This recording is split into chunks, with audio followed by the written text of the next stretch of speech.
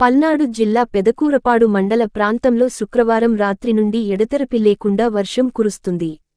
శనివారం ఉదయానికే వాగులు పొంగి పొర్లుతున్నాయి. బలుసుపాడు, పరస, కంబంపాడు, పరస, 75 త్యాల్లూరు, పెదకూరపాడు ప్రధాన రహదారుల్లో లోలెవల్ బ్రిడ్జీల మీదుగా నీరు ప్రవహిస్తుంది. వాహనాల రాకపోకలకు అంతరాయం ఏర్పడింది.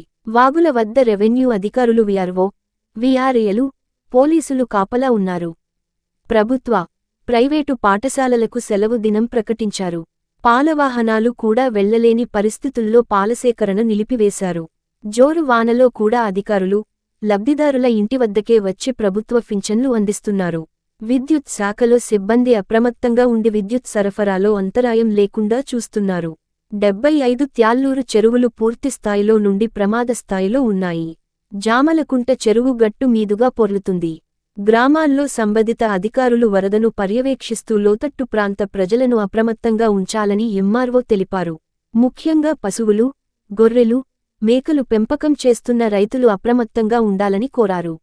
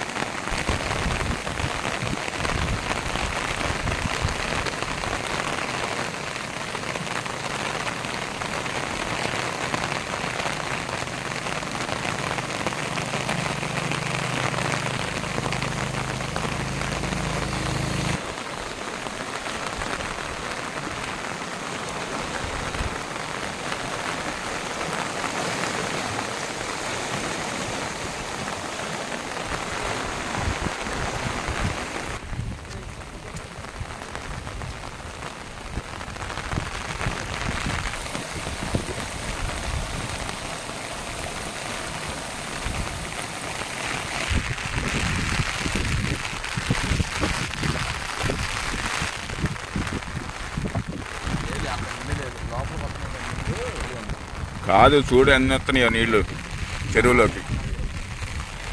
ఏం కాదు కాదు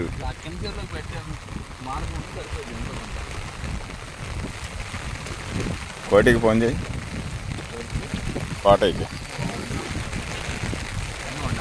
దిగు.